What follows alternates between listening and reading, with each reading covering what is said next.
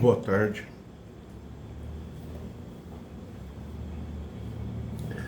Quero agradecer aos novos inscritos.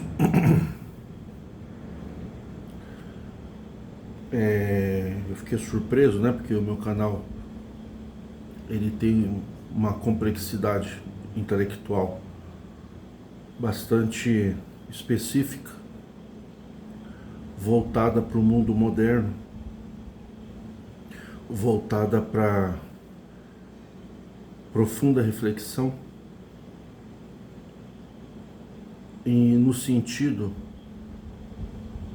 de fortalecer o ser humano, torná-lo adulto, ao passo que a doutrina da Congregação Cristã do Brasil, ao meu ver, assim como demais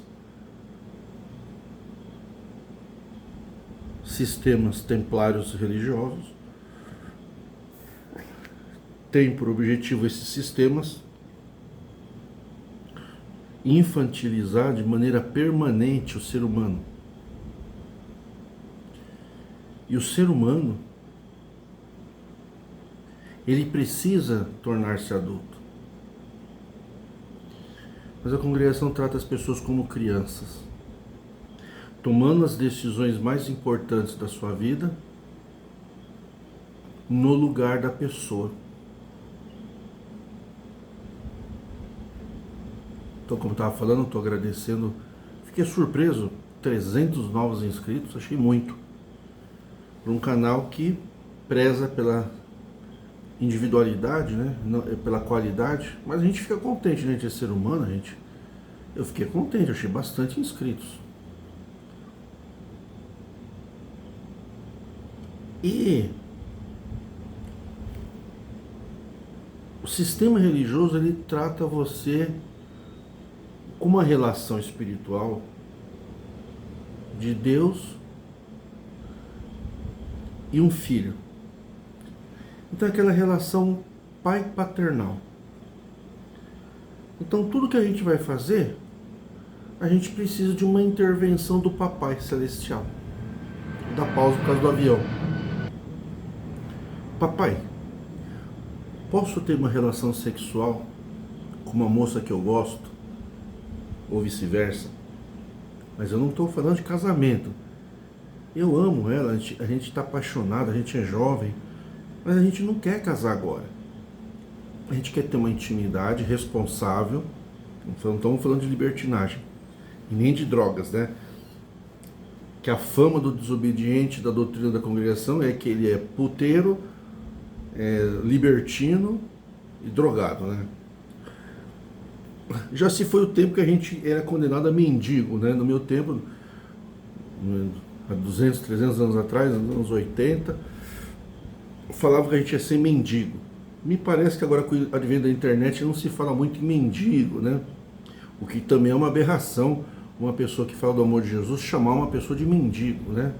Aquela pessoa está em estado de morador de rua e muitos não têm condições de tomar um banho, de fazer um corte de cabelo, trocar de roupa, um trabalho, e as pessoas costumam chamar de mendigo.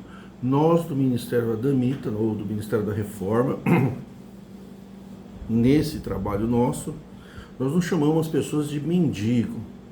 Mas na Bíblia Jesus viu um mendigo. Na Bíblia é um sistema machista, pré-medieval. Nem tudo que está na Bíblia deve ser seguido ao pé da letra. No mundo moderno, as leis não são as mesmas. Como casar com uma moça, uma criança de 10 anos, naquele tempo era normal pegar, matar a família inteira, matar marido, matar numa guerra, matar irmão, matar filho, matar todo mundo, e pegar as moças virgens e levar para ser concubina, né? É que eles falaram que Deus mandou fazer isso. Eu não aceito isso, entendeu? Você vai para o inferno, não tem problema, entendeu? Mas vou para o inferno de cabeça erguida. Viver desmoralizado num paraíso, não vejo sentido. Eu, hipótese nenhuma, vou aceitar que Deus um dia mandou alguém fazer isso. Agora, que alguém fez, falou que Deus mandou, eu até acredito. Então, como eu estava dizendo, a gente não pode ser infantilizado. O Senhor é meu pastor, nada me faltará. Peraí. Não adianta, cara, você falar que Jesus é um pastor. Você nem sabe que é pastor de ovelhas. Se você for num lugar aí, sei lá, do interior, e ver um pastor de ovelhas, você vai achar até estranho, cara. E que pastor de ovelhas naquela época era o cara que cuidava das ovelhas. Ovelhas, né? Mas não tem aquele amor, o pastor cuida das suas ovelhas. O pastor cuida das suas ovelhas para fins comerciais, né? Não tem aquele amor, se tivesse amor pela ovelha, ia fazer que nem um cachorro, né? O cachorro, a gente tem um amor recíproco, às vezes até muito mais evoluído que certos parentes, né? Tem cachorro que gosta mais da gente do que certos parentes. Tem cachorro que gosta mais da gente do que o próprio ancião da igreja. Que quando o ancião pega a raiva de uma pessoa, de uma família, meu amigo, você tá lascado. Mas, vai dizer para mim que você vai ter um amor por 1000 cabeças de ovelha. Você vai engordar ela, você vai tirar a lã dela, vai vender, e você está tirando ali proveito, né? Aí eu consegui entender que o sistema religioso, para ele é interessante tratar as pessoas como ovelha, porque de fato eles tosqueiam a ovelha, né? As ovelhas trabalham, eles vão lá e tiram a lã da ovelha, que é o lucro, né? A pessoa trabalha, paga as contas, aquele pouco que vai sobrar, ao invés da pessoa gastar, digamos que aquele pouco seja a gordura ou a lã, a sua prosperidade. Porque se você ganhou 2.000 e guardou R$300, você prosperou R$300. Você tem que guardar esse dinheiro para você, ou reformar a tua casa, fazer um tratamento médico, cuidar de esposa, marido, filhos, pais, ou guardar para quando você ficar aposentado, você ficar mais velho. O que o pastor, né? Aí fala que eu tenho um sumo pastor, né? Pera aí. Mas nós somos um ancião e tem que ter o espírito de pastor. Meu amigo, você tinha que ter espírito de pai. Um pai e não de um pastor. Mas Jesus é o sumo pastor. Cara, Jesus é o sumo pastor para aquele pessoal dos judeus, cara. Hoje a gente não quer nem saber, cara, de ovelha. Quem que vai uma ovelha? Eu sou uma ovelha, quer ser um brasileiro. A gente vai no açougue, cara. Tem gente que tem medo de matar uma galinha, cara. Não sabe nem que é galinha caipira. A galinha caipira pensa que é galinha cheia de sangue, cara, que se atrapalha todo, não sabe nada. Pegar uma galinha pelo pescoço lá, vamos dar uma machadada na galinha. Os apóstolos falaram, como é sacrificar? Não é sacrificar, não é cortar mesmo, dar uma facãozada. Não sabe matar uma galinha, cara. Jesus é meu pastor, eu sou pastor. Sabe, cara, isso não é nada. Vamos matar um boi. Tem que dar um fenômeno tenebroso, cara. Já viu matar um boi? Vamos no interior, né? Vou carnear um boi. Vai carnear boi, vai pegar um pedacinho chegar lá no boi lá e cortar um pedacinho do boi, dar uma lasquinha aqui, né? Que nem se faz lá na churrascaria. Na churrascaria é gostoso, passar o facão no espeto ali. Mas vai lá, deitar-me faz em verdes pastos, vai lá no curral. Há muitos currais, sei lá, convém agregá-los, sei lá. Vai lá ver como é que matam um bezerro, matam um boi, uma vaca. Vai. É capaz de nem comer aquela carne, cara. Fica aí cantando de galo, Jesus é meu pastor. Jesus não é que Jesus é o meu pastor, cara. É uma forma de ter um ensinamento. E Jesus fala assim, vós sereis meus discípulos, né? Jesus vai comparar com ovelha, uma comparação naquele período, tudo bem, né? Hoje, se Jesus estivesse aqui, a gente poderia comparar, não com ovelhas, né? Vai comparar com um funcionário de uma empresa, né? Uma pessoa que tem um celular. Se Jesus descesse na terra hoje, né? Primeiro já não ia nascer judeu. Ele ia nascer aqui no Brasil, lá perto ali da região do Brás, ali, né? Jesus ia ser loiro, olhos verdes, brancão. Jesus ia ser italiano, cara. E já ia nascer, né? Netos de italianos, né? E o papai ia ser ancião, vovô ancião, sogro ancião, sogro do sogro ancião, sogro do sogro ancião, primo do tio ancião, primo do sogro ancião. A família inteira anciã. Jesus ia nascer um Jesus italiano. E aí tem aquela questão, Jesus usaria um celular, eu acredito que Jesus usaria um celular, né? Os milagres seriam bem diferentes. Então a gente começa a conversar assim com as pessoas, a pessoa já sente aquela coisa estranha, né? Tem muita gente que está me ouvindo, eu sei. Essa conversa é conversa de sectário. As coisas de Deus, a gente tem que ter gravidade, pegar. Aí a pessoa fala uma coisa um pouco diferente para a pessoa já se sente assim, num mundo estranho, vamos dizer assim. Não vai falar nada, vai ter que ser tudo certinho, o linguajar, né? Né? Os termos, né? Então fica difícil conversar com a pessoa. Tudo que você fala, a pessoa fica, né? Bom, então vamos lá. Então, a gente tem que entender que, como estava dizendo, que Jesus chama a gente de discípulo. Fez a comparação com ovelha, mas chama de discípulo. Se chama de discípulo, é como um aluno. O discípulo, na realidade, ele é um aluno. Então, hoje em dia não existe a palavra discípulo. O que existe hoje é aluno. Um aluno de universidade. Ele chama de graduando. Uma pessoa é graduada em Direito, graduada em Engenharia Civil, graduada em Administração de Empresas, pós-graduado, mestrado, doutorado, pós-doutorado, tem PhD, enfim, pós-PhD e vai embora. Se o cara morrer, vai do pós, vai indo. Mas aí, não é um discípulo. Você vai chegar numa faculdade e falar, eu sou discípulo do professor tal. Você não é discípulo, né, cara? Nós temos uma doutrina na faculdade. Por exemplo, no Direito. Você tem doutrina do Miguel Reale. Mas tem outros doutrinadores. Então, quando você chega num estágio avançado,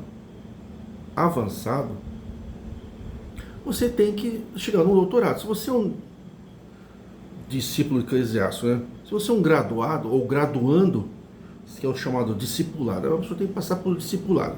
Então, você faz discipulado de Bíblia, mas não quer saber de estudar, não quer fazer uma faculdade, não quer fazer nada. Mas vamos supor, então, vamos tratar o graduado, ou graduando, que é o que está estudando graduação, para se graduar, ele seria, em tese, um discípulo. Ora, um discípulo que se preze, ele não será eternamente discípulo. O discípulo é o que aprende. E o apóstolo, naquele tempo, era o que ensinava, é o que dava a apostila. Então, quando você se domina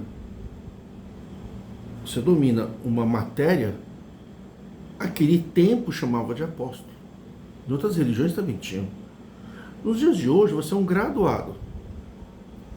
Vamos então considerar, que nem eles fazem, né? Tem cooperador, tem isso, tem um monte de coisa. Vamos colocar isso no conhecimento. Nós temos o graduado, que é o formado na faculdade ou universidade, pós-graduado, mestrado e doutorado. Então o doutorado hoje, ele um dia ele foi um graduando. Ele fez o primeiro grau, o segundo grau, parquinho, primeiro grau, segundo grau. Que é quando ele é criança e adolescente. Mas depois ele vai para a graduação. Ele é independente, né? Você vai fazer uma graduação, você é independente. E você toma suas decisões. Você escolhe que comida você vai comer. Você toma um banho a hora que você quiser. Você come o que você quer. Você tem liberdades constitucionais, que o Brasil tem as leis, né?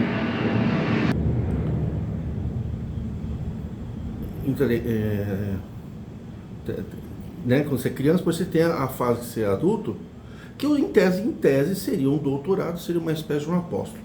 O problema, gente, é que quando você está na graduação, na faculdade, você faz um TCC, trabalho técnico. No mestrado, você já faz, né, me sumiu o nome agora, você tem que defender uma tese. E no doutorado, você tem que criar uma tese. O apóstolo Paulo era doutorado em rito mosaico. Então ele tinha as teses dele.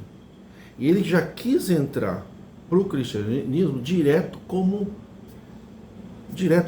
apóstolo, sem ser discípulo de Jesus. Já entrou como apóstolo, já chegou, opa, você é meu apóstolo, meu amigo, acabou. Mas os outros que eram discípulos, quase nada falaram nas Escrituras.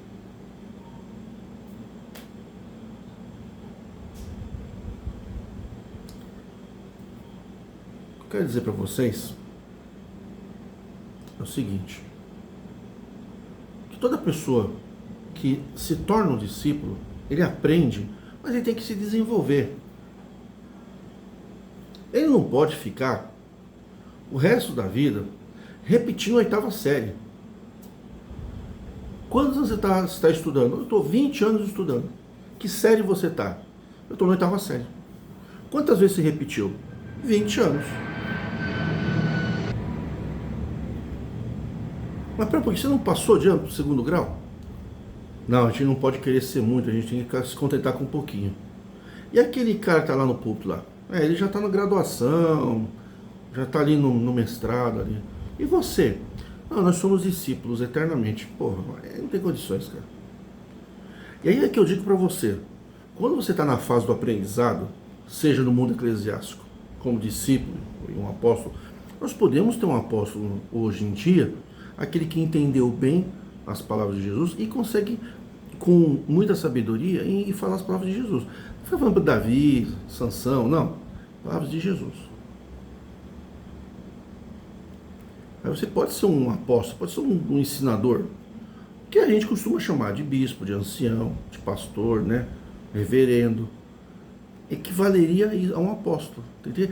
Tanto é que o líder religioso, ele é uma autoridade reconhecida pela lei brasileira como autoridade eclesiástica e juiz de paz. O líder religioso, devidamente inscrito, ele pode fazer o casamento civil no cartório. Ele é um juiz de paz. Não é um juiz de causa, né? Ele é um juiz de paz, que é o nome do juiz que celebra o casamento. Então ele se tornou uma liderança. E o povo, que é o que financia todo esse sistema, não sai da oitava série. Mas acontece que muitos não querem ficar na oitava série. Ele vai para o segundo grau. Quando ele chega no segundo grau, ele vai para a graduação. Então aquela pessoa que está evoluindo. Está evoluindo. Existe uma diferença quando você sai da graduação, você aprendeu a base, o básico do básico. Graduação, gente, é o básico. Tanto é no TCC, você não pode inventar tese lá. Você não pode discordar a tese, tem que apresentar situações. Temos essa realidade, temos essa realidade. E propor um desafio para que as pessoas pensam. Qual é o melhor? Esse ou esse? Graduação é isso. Pós-graduação, você já tem que apontar um erro, aqui está errado. Mestrado e doutorado, você já tem que defender um ponto de vista de notável saber e entender. E quando chega no doutorado, você tem que desenvolver algo novo. Mas, só que além de caro, é muito caro. Um mestrado hoje está 4, 5 mil reais o mais barato por mês. Eu mesmo não fiz ainda porque eu não tenho condições financeiras para isso ainda. Mas, poxa, quando o cara chega no doutorado, ele não pode simplesmente apresentar o que já existe. Ele tem que criar algo pequeno ou mais complexo. E assim é no campo espiritual também. Eu trouxe em 2001 teses de reforma para a igreja. Na época eu achava que dava para mudar a igreja, então eu apresentei muita sugestão para a igreja. Mas eu comecei a prestar atenção que em todo o Brasil os problemas eram o mesmo. Então eu comecei a apresentar o quê? Como eu comecei a ver que não tinha que o pessoal não muda, eles falam no tempo certo, aí tem uns escândalos, aí o pessoal fala, agora vai mudar, aí o pessoal, o próximo escândalo que vier, vocês já vão esquecer esse último. Como esse último, vocês já esqueceram. E já esqueceram. O pessoal nem está mais ligando para nepotismo. pessoa não tá nem aí. A pessoa já perdeu, assim, a pessoa... Tem coisas que você fala hoje assim, hoje já é nepotismo, que o cara copiou o dom, que perseguição, e a gente sabe que tem medo. Antigamente todo mundo negava. Lá em 2001, quando nós mandar para o inferno, não é mentira. Depois com o tempo a pessoa já começou já. Hoje em dia é normal, ninguém se assusta mais. Falar que um ancião é gênio de outro ancião, que é gênio de outro ancião também.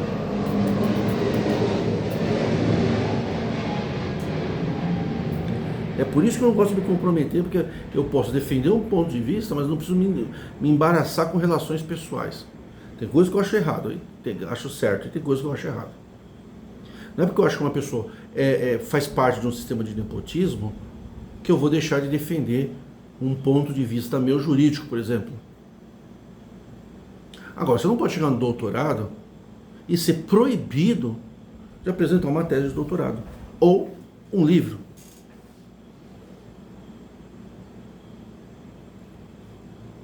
Só pode escrever um livro quem chegou no ápice de um ramo do conhecimento, um nicho altamente específico. Eu quero escrever um livro. Aquele assim escreveu um livro. Ele atingiu um grau de maturidade intelectual que permite ele fazer aquilo, pelo menos aos seus próprios olhos. E a venda dos livros é o que? É o reflexo da quantidade de pessoas atingidas. Tem o livro físico, como também tem o canal. No canal você vê, as pessoas têm uma reciprocidade com você. Quem são as pessoas que são atingidas pelo teu vídeo? Você tem uma resposta. E eu cheguei num ponto na congregação, por exemplo, que eu cheguei a sair com os anciões mais velhos de Santo Amaro. Armando Lemos, Pedro Clementino da Silva Filho. Peguei no tempo do Dantas, que era o primeiro. Mão Armando, Mão Pedrinho. Peguei... Foi nessa época. E eu tive acesso. Então chegou um ponto que eu desenvolvi um pensamento próprio meu, e lá no carro, quando a gente saía, eu jogava aquilo. Falei, você tá querendo ser ancião, mas assim, não é assim, viu? Não vem trazer coisa nova aqui pra nós, não. Não é coisa nova, mas aqui tá errado, né? O que vocês fizeram ali tá errado, né? Não, mas tá errado, mas a doutrina é essa. Mas se tá errado, por que não muda a doutrina?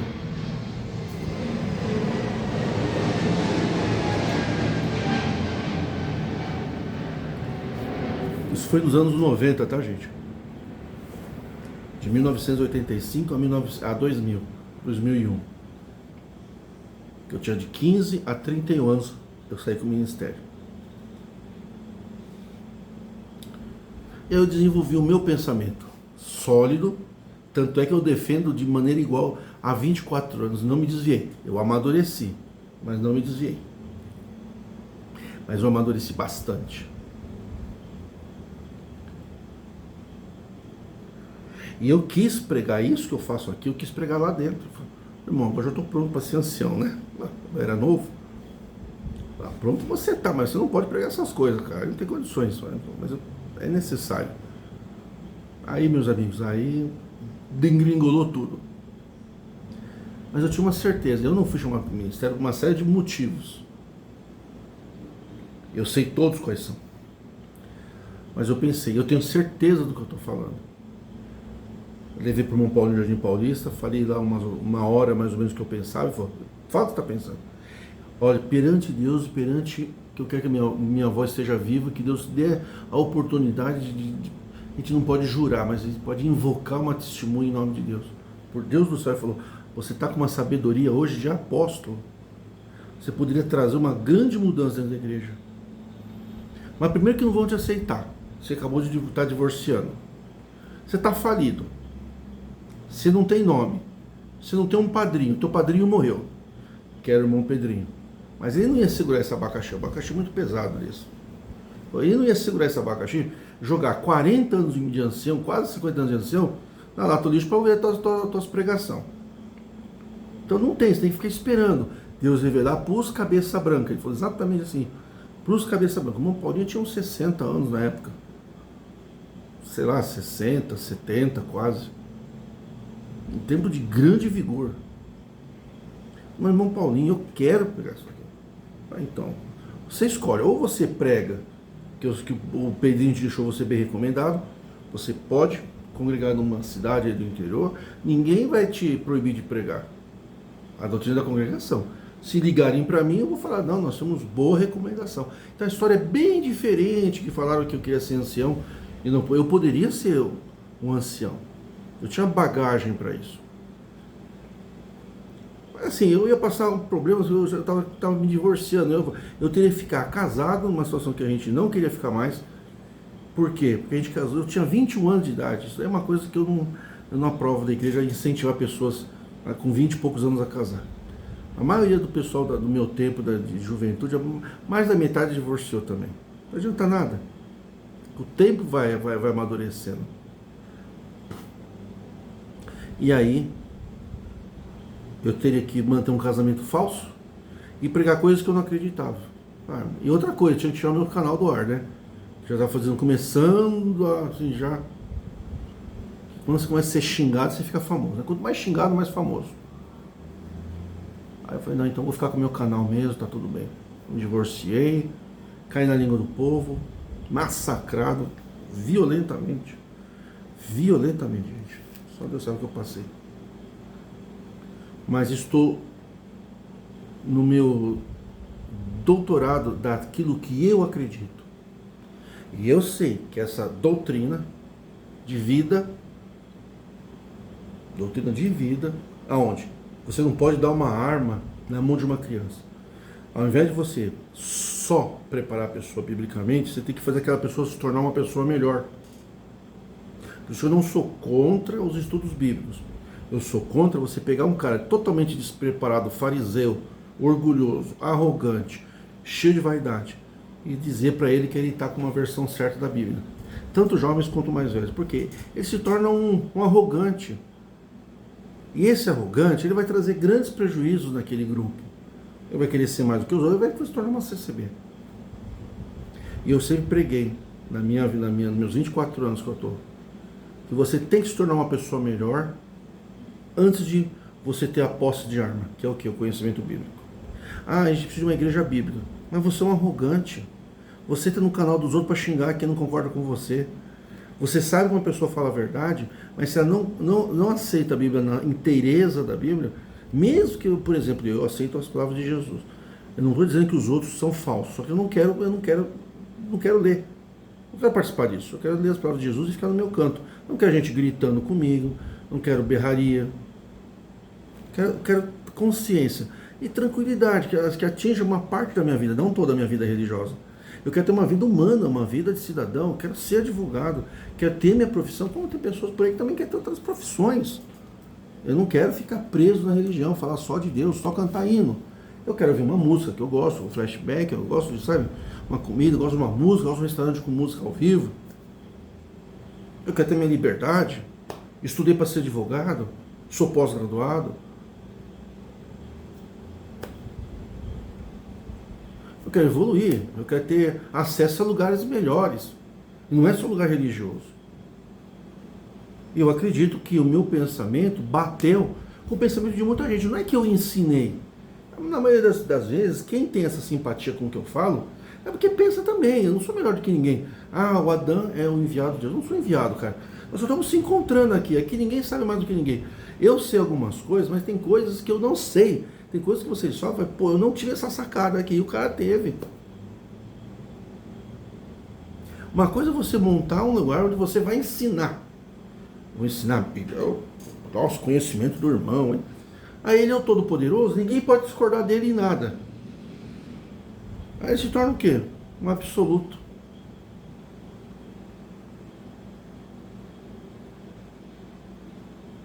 E aí se torna arrogante, ofende as pessoas, intolerante, risada falsa, relacionamentos fingidos, trata bem por cortesia, mas no fundo quer um afastamento total da pessoa. Ele não consegue ver grandeza nas pessoas que divergem. Então ele não é uma pessoa evoluída. Uma pessoa evoluída, ela consegue ver qualidades e consegue ter uma integração de amizade e fraternidade com divergentes. O divergente não é inimigo.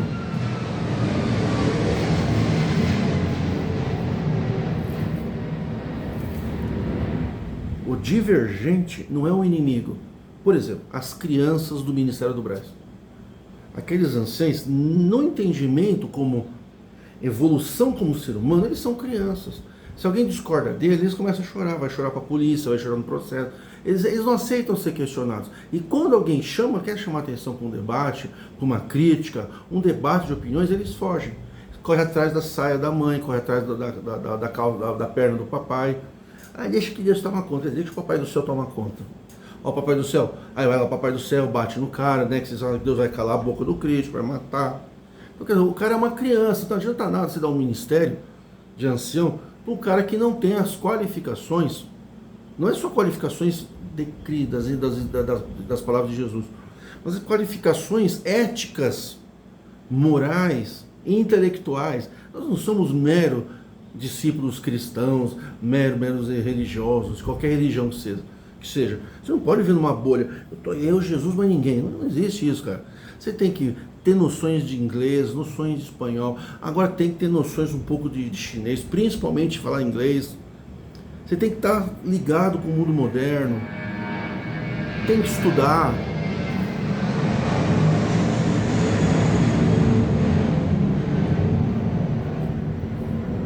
Você tem que estar atualizado, porque senão você não vai ganhar nada. Você tem que fazer inteligência artificial. Se você não se conectar com o Grok 3, o que é Grok 3? É do Elon Musk, cara, é uma outra inteligência artificial, Chat GPT, aqueles que vieram da China. Você tem que estudar, cara.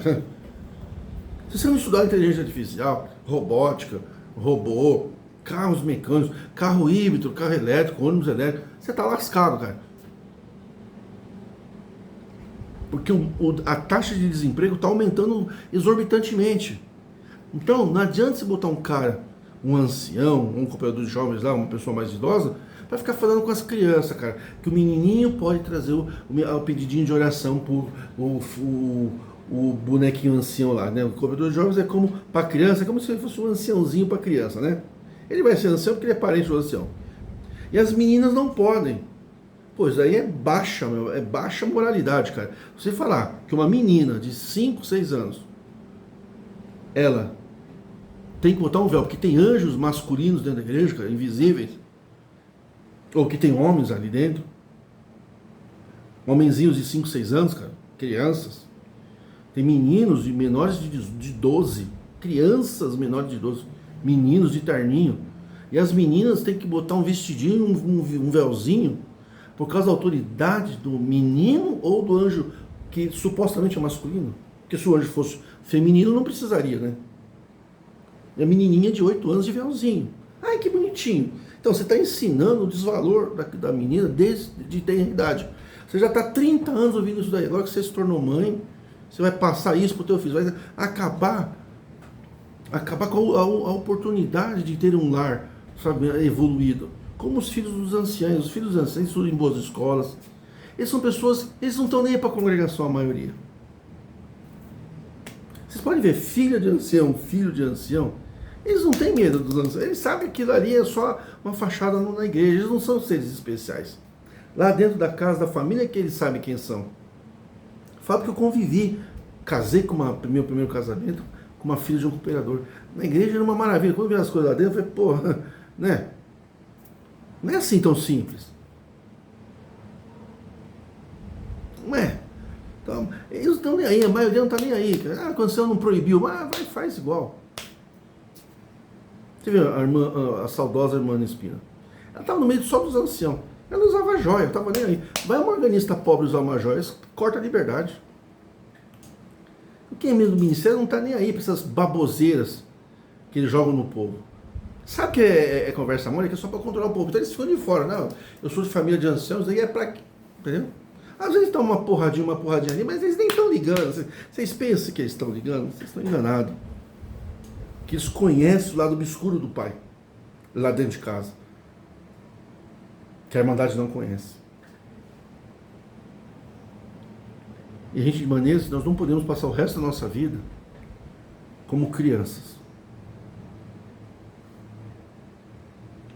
Nós temos que amadurecer. E infelizmente, quem amadurece na congregação, ele é... O que é o amadurecimento? Na graduação e na pós-graduação, você tem o senso crítico. Não tem como evoluir sem senso crítico. Não existe nenhum tipo de evolução.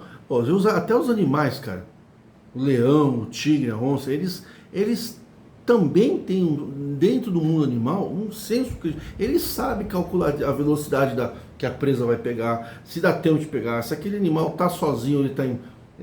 vai ter os animais, cara. O cachorro atravessar a rua, ele vê um carro, ele volta. Na congregação quer que a gente faça assim, que é um cavalo, cara. Você dá uma coiçada no cavalo e para, vai pra frente, só assim, vai pra frente, para. Não tem como, sabe? Tem discernimento. O que é o discernimento? É você entender as costas, as laterais, não só pra frente. A congregação quer que você olhe só pra frente. Mas quem é que faz cabresto? É o que está em cima da gente, que é o ancião. E bota Deus como o papai do céu, o papai vai dar vitória, o papai vai dar comidinha às 7h30 da noite, tem que ser 3 vezes por semana, você tem que tomar uma canja de dopamina. Você tem que sentir uma alegriazinha, uma palavrazinha, você tem que sentir que Deus está falando com você, tem que se sentir especial, sentir que você é orgulhoso, sentir que você foi escolhido, o outro daria todo o dinheiro, mas ele não encontrou, você encontrou, que você foi especial, o outro não foi. Você foi escolhido, e que você está numa graça maravilhosa, e que a gente não está aqui para discutir, está aqui para obedecer. E aí vem aquela palavra, vou dar vitória, vou fazer aquela obra, vou mudar o coração do teu marido, vou matar teu chefe, vou destruir teu adversário, vou chamar tua família para essa graça. E aquela... Vocês estão vendo, gente? Eu estou falando aqui do que eu preguei, eu ouvi nos anos 80 e nos anos 90. Vocês estão ouvindo a mesma coisa, vocês não mudaram nada. Tem que bater a mão, né? Estranho na minha tela aqui, parece que a tela... Olha lá, olha aí, gente, parece que a tela tá girando, né? Deixa eu ver aqui. Opa, deixa eu ver pra cá. Parece que a tela tá girando. Se você pegar, parece que a tela... Deixa eu ver, mano. Parece que... Não sei, fiquei com a sensação que a tela atrás tá girando. Vamos ver. Então, a gente não pode se tornar adulto, sabe? Vai ter que ser criança o resto da vida, crianças. Eu fiz um livro nos anos 2003, a tese era Síndrome de Peter Pan. Hoje eu diria Peter Pan eclesiástico. A gente tem que ser o resto da vida uma criança. Uma criança. Você não pode se tornar adulto, você não pode... mexeu. Olha lá, ó, aqui tem obra, hein? As coisas já estão num nível já bem espiritual, né? Olha só, tá tudo mexendo aqui. Adão em 3D. A gente não pode ter um crescimento, escrever um hino. O hino é eles, o papai do céu revelou para o anciãozinho, filho do ancião, neto do ancião, cunhado do ancião, sobrinho do ancião. Ele dá o hininho, a papinha é essa, hein? E não pode tocar lá fora, senão a gente mete processo de direitos autorais. Gente, isso é ridículo, direitos autorais em hinário usado para louvar a Deus. Mas a outra igreja vai montar, vai usar. Deixa, cara, vocês estão preocupados mais com os direitos da igreja do que louvar a Deus. Se o cara vai montar uma igreja, cara, ele vai louvar a Deus com o teu hinário, agradeça a Deus por isso, cara. Deixa de ser idiota. Deixa de ser mesquinho, mesquinho, cara. Você não pode passar da 8ª série. Você não pode passar do 2º grau. Você não pode entrar numa graduação. Não existe curso superior onde você critica, onde você analisa. Isso é graduação. Graduado, eu estou graduado.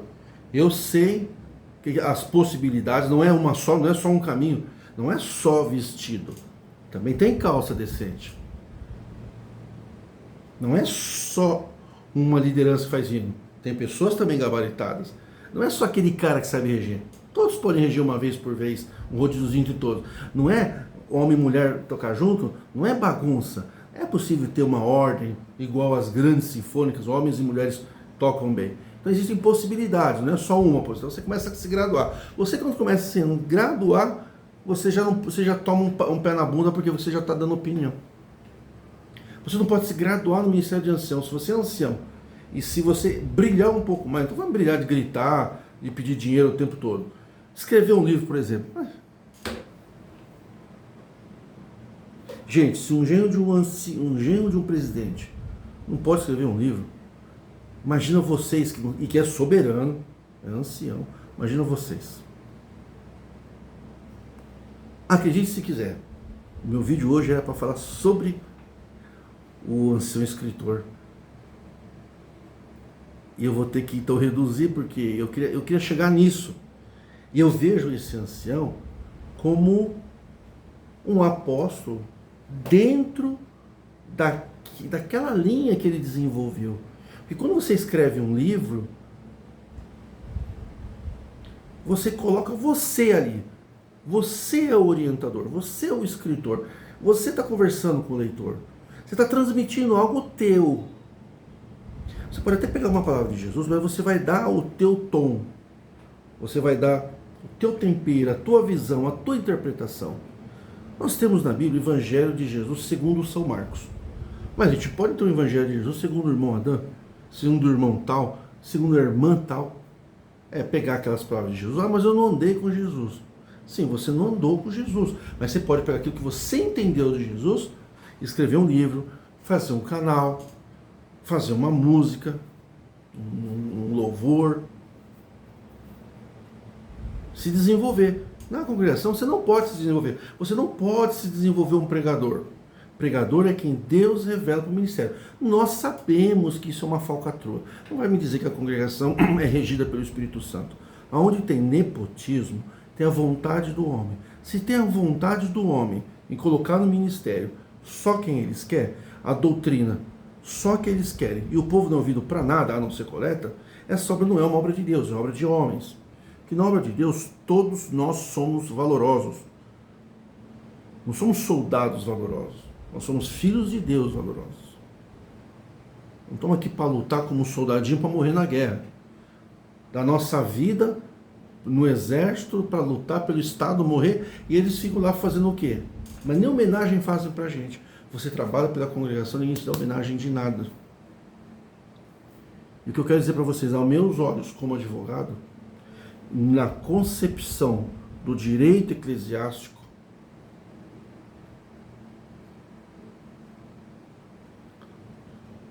tem algo errado nesse processo.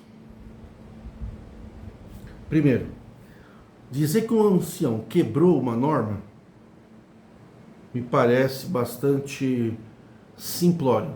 Essa história é para crianças de oitava série.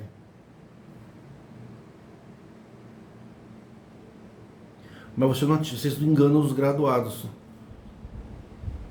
Ou os eruditos, os que gostam de estudar, que querem ser alguém, que não vive nas costas dos outros, não vive na aba do papai. Ele corta a luz dele, ele corta a água dele, ele enfrenta, trabalha, paga. Ele não manda o papai pagar. Ele não pede as influências do papai para destruir os seus adversários. Ele procura se superar. Ele não tem adversários. Ele, o próprio adversário, ele vê defeito nele, não nos outros. Ele procura, ele está numa empresa que ele não gosta, ele trabalha, ele estuda para se tornar melhor, para trabalhar numa empresa melhor. Ele não quer a destruição do chefe dele. Isso daí é coisa para criancinha de primeira, segunda série. A, E, I, O, U.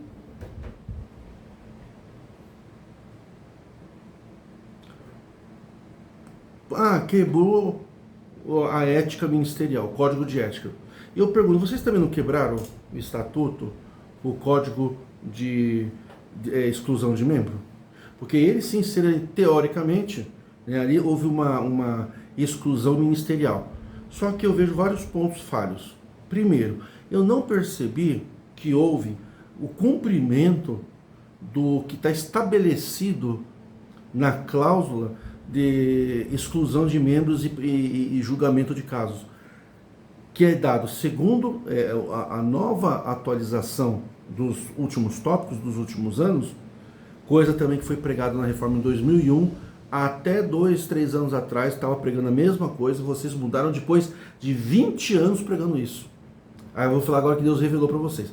Eu sempre bati na tecla, para cortar a liberdade de uma pessoa da igreja, tem que seguir o devido processo legal. Como é que funciona o devido processo legal? Neste caso de ancião, né, em específico, ele é um membro registrado, ele tem carteirinha, ele tem soberania estatutária, ele tem poderes dentro da igreja, ele tem um ministério, ele é registrado. Vocês não poderiam marcar uma audiência em cima da hora. Tinha que ter pelo menos 30 dias de antecedência. Tinha que ter uma banca examinadora, ou a mesa julgadora, ou os membros que iam fazer o julgamento. Isso é o processo administrativo disciplinar eclesiástico.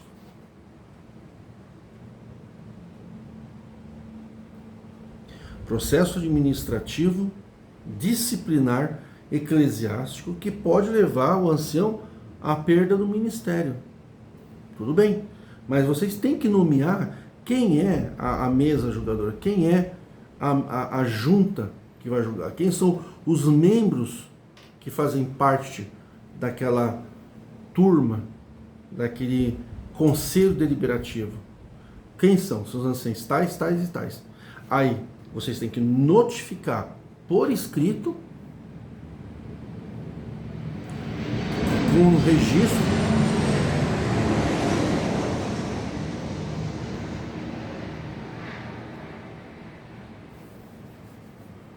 vou ter que terminar que está lotado de serviço, graças a Deus.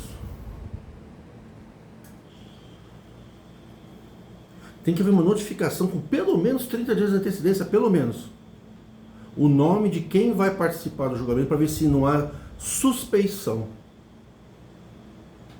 Tem que ter os atos publicados transparentes diante de todos para que qualquer pessoa possa participar como colaborador, como amicus curiae. É um novo instituto do direito civil. Não sei se é assim que se pronuncia, amicus curiae, ou curi. Amicus curiae. Algum colega meu me corrija a forma de pronunciar se eu estiver errado. Toda pessoa que está de fora ele pode participar. Inclusive, nesse caso, o próprio sogro desse ancião escritor, ele teria direito de se manifestar. Não pode ser feito na correria. As portas não podem estar fechadas. Todos podem assistir o julgamento, não pode ser porta trancada. Por quê? Porque o cargo, o ministério, ele é público. É diante da Irmandade, o nome é público. Não é uma coisa sigilosa. Os motivos, eles têm que ser públicos. Tem que haver notificação explicando quais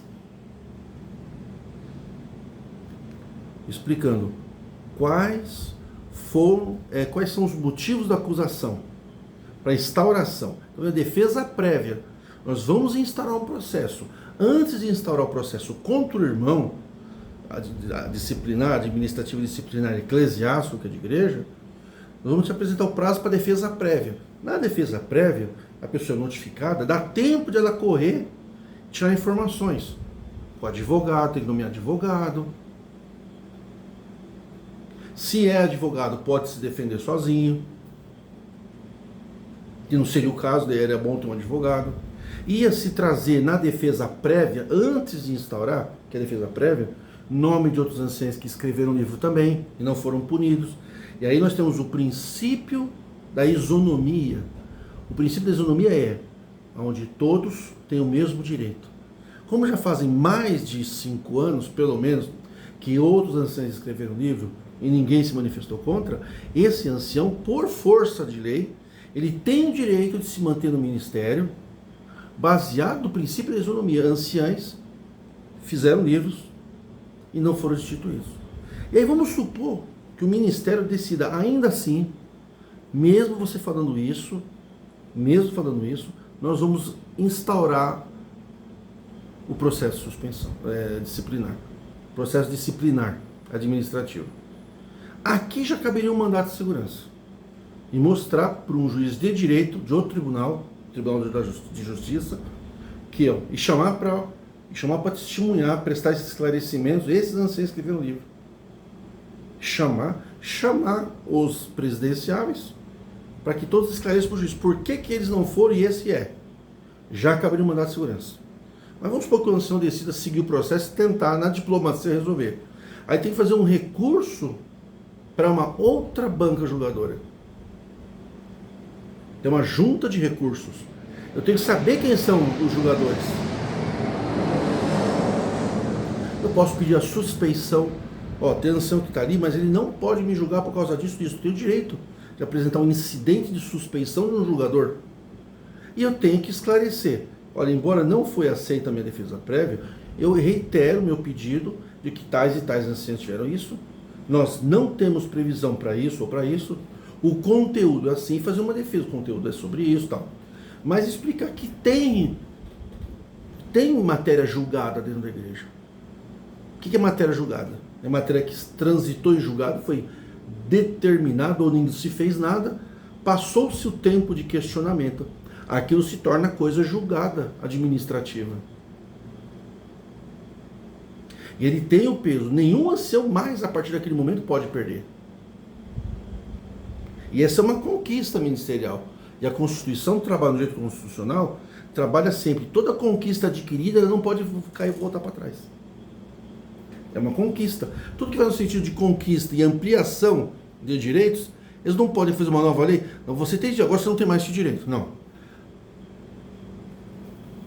Já tem o direito. Você não pode tirar esse direito. Ele já tinha, mas não tem, agora não tem mais. Não. Você pode expandir os direitos, mas castrar direitos não. Porque é uma conquista.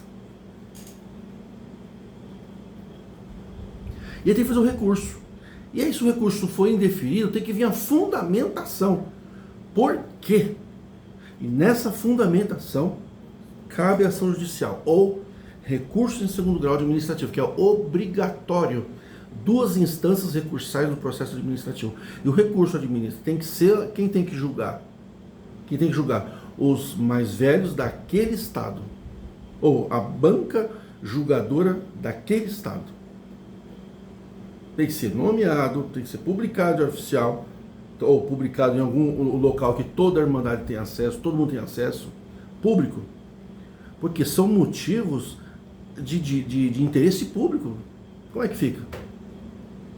E um cooperador? E um diácono? Vocês já sangraram muita gente escondida. É que o povo da CCB só sabe desse caso, mas teve vários casos. Teve casos que vocês mantiveram um ancião que é homossexual e não mantiveram outros. Então, se vocês mantiveram alguns dos anos 80, dos anos 90, na virada dos anos 2000, na verdade, então vocês teriam que continuar mantendo. Vocês vão lá e faz o cara pedir a demissão. Faz o cara pedir a renúncia. Como vocês fizeram aqui. Na realidade, aquele pedido de renúncia não tem valor jurídico nenhum. Pode ter pela expressa vontade do ancião escritor, que como advogado sabe que isso foi feito sob coação. Não respeitou o devido processo legal. Então o processo é nulo. Se houve um chamado para uma reunião, é porque houve transgressão. Se após apresentada a transgressão numa reunião, não se pode permitir a renúncia sem instaurar o processo. Porque nós temos que fazer o exame de mérito. Saber se o que ele fez é errado ou não. E ainda que ele renunciasse, o efeito da renúncia dele não teria valor. Por quê? Ele só poderia renunciar se ele fizesse o livro, renunciasse primeiro. Eu vou renunciar ao ministério porque eu vou lançar um livro. E o ministério teria que também abrir consulta e teriam que chamar os que escreveram. Não é assim. Renuncio, acabou. Não.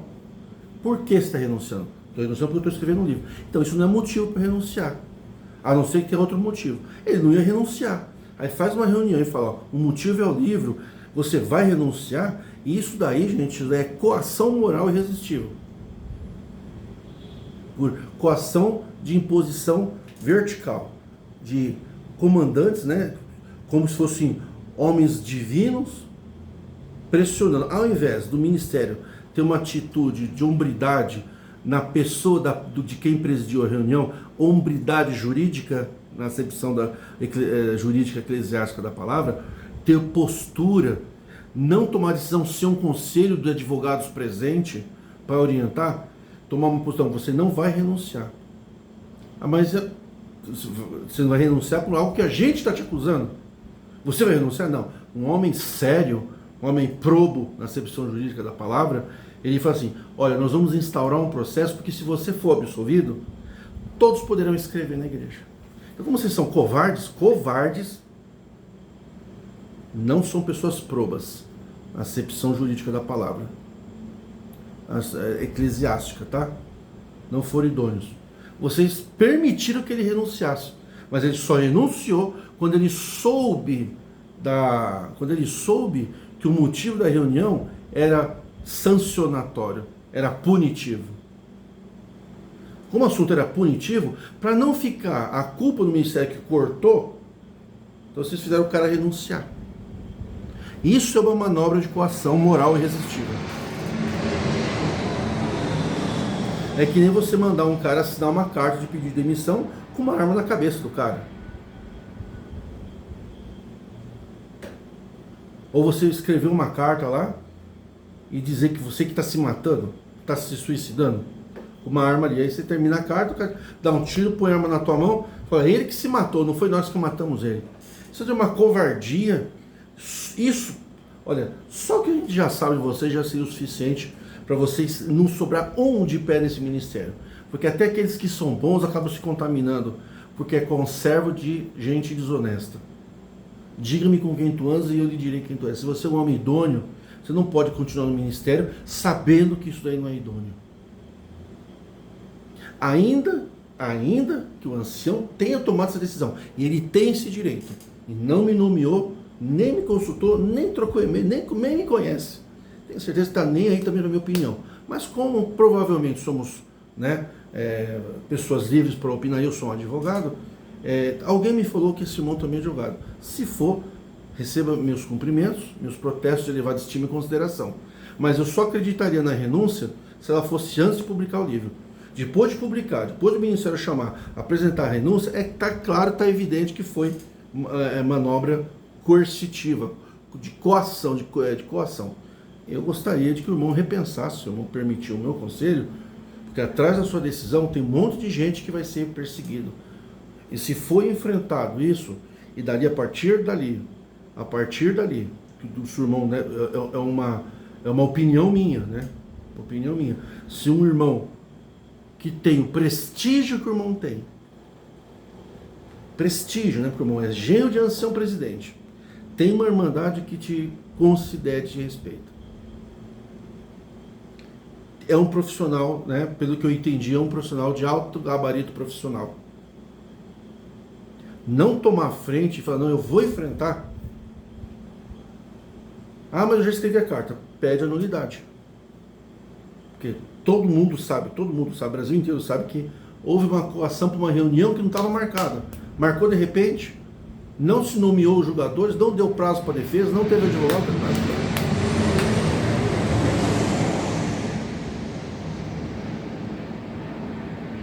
Eu posso estar errando em algum detalhe aqui, porque eu não estava lá. Às vezes o irmão até foi com advogado. Mas não acredito que se o nobre irmão, respeitava o irmão, fosse com advogado, um advogado, né? Um advogado, para defender o irmão não teria renunciado. O mínimo, se fosse eu, tivesse aí, todos íamos para a delegacia de polícia na hora. Porque, primeiro que eles não iam permitir que eu entrasse com o irmão.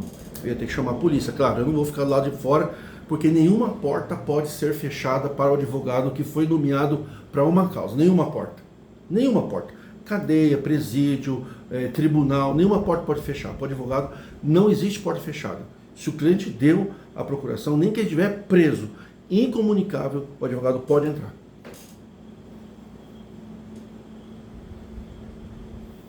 Se não abrir essa porta para mim, é claro, eu chamo a polícia. Não. Dali a gente ia para a delegacia, a gente tem um boletim de ocorrência. E eu ia pedir que suprimisse, houvesse a supressão do rito administrativo e já fizesse do rito judicial. E ia intimar esses outros anciãos que escreveram o livro. Porque lá no Poder Judiciário ia ser feito o que? A isonomia. Porque aí é uma sanção punitiva. Eu entendo que quando o irmão decide a renúncia, é para se evitar um conflito. Mas até quando vamos ter que suportar injustiça, suportar coisas injustas, para não ter briga com eles? Até quando?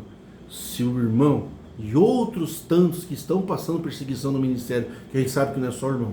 O caso do irmão é o que veio à tona, né? Mas nós temos vários casos de irmãos do ministério que estão já com a faca aqui, é só puxar a artéria aqui e começar a sangrar. Tá faltando um pouquinho. Toda vez é assim. É até com músico, é com porteiro, é com diácono. A gente tem que pedir renúncia para a igreja sair limpo. E quando eles julgam, eles não dão ata. Então a congregação se eximiu de julgar, de dar ata. Por quê? Porque sabe que está em ato ilícito. Vocês são homens de Deus mesmo. Deus escolheu vocês para reger a nossa vida, para dizer que a nossa filha tem que casar virgem, senão vai para o inferno, é isso? Deus elegeu vocês para dizer o tamanho das roupas das mulheres, do cabelo. Vocês foram eleitos por Deus ou foram eleitos por nepotismo? Pela vontade do parente de vocês? Para chegar no almoço de domingo, tá as esposas, né, nos tronos e seus maridos conversando lá como os servos de Deus anciãos. Tem 6 anciãos lá. Tem várias famílias que tem isso aí no ministério. 10 pessoas no ministério. As esposas, né? As primeiras damas da igreja, tudo reunidas, e os seus maridos, todos anciãos. Não tem como a pessoa ser humilde desse jeito. Aí vocês entram na igreja, vocês são venerados, respeitados, mas tudo não passa de uma farsa. Eu não vou me calar. Se vocês querem se calar, o problema é de vocês. Se calar com a injustiça, para não arrumar briga, é uma escolha de vocês. A minha escolha é outra. A minha escolha é trazer, não para vocês, porque vocês sabem o que é certo e errado, mas trazer para aqueles menores na igreja que não são nada, que são massacrados de dia e de noite, que não têm a menor noção como é um julgamento, como se apresentar, como chegar com um advogado. Ah, mas o ancião não vai deixar. O ancião não vai deixar, o advogado vai chamar a polícia, vai ter que todo mundo fazer boletim de ocorrência. Por que teve reunião? Porque não deixou o advogado entrar. Você já chega com o processo borbulhando na mão do juiz.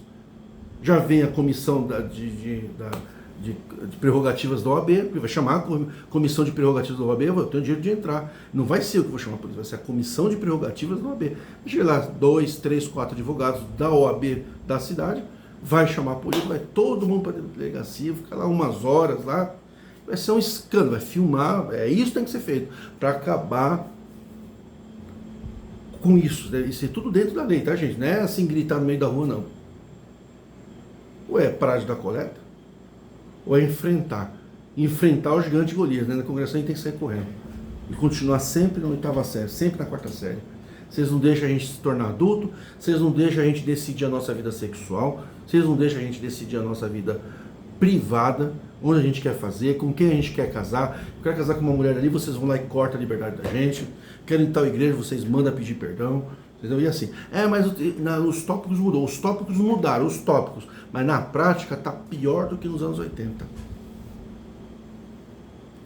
Ah, mas eu não quero briga, irmão. Eu entendi que o irmão não quer briga, e te elogio por isso, mas eu não quero briga. Mas o que eu me propus aqui há 24 anos não é brigar, porque o que eu vou querer do Ministério de Ancião? O Ministério de Ancião não tem nada para me dar, pelo contrário, eu tenho muito para dar para vocês, mas vocês não sabem discernir, vocês não sabem o que é ouro e o que é carvão, vocês não sabem discernir. Eu posso ter um conselho valioso, mas vocês não sabem, vocês são crianças, entendeu? Os anciões tá muito abaixo do meu trabalho. Eu já quis ser ancião. Hoje, para eu ser ancião hoje na congregação, eu teria que descer muito. Então, eu prefiro ficar onde eu estou à disposição para contribuir. Vocês são muito orgulhosos, vocês não vão precisar. Mas tem uma parte do povo que quer aprender comigo, para isso eu estou com esse canal. Boa tarde.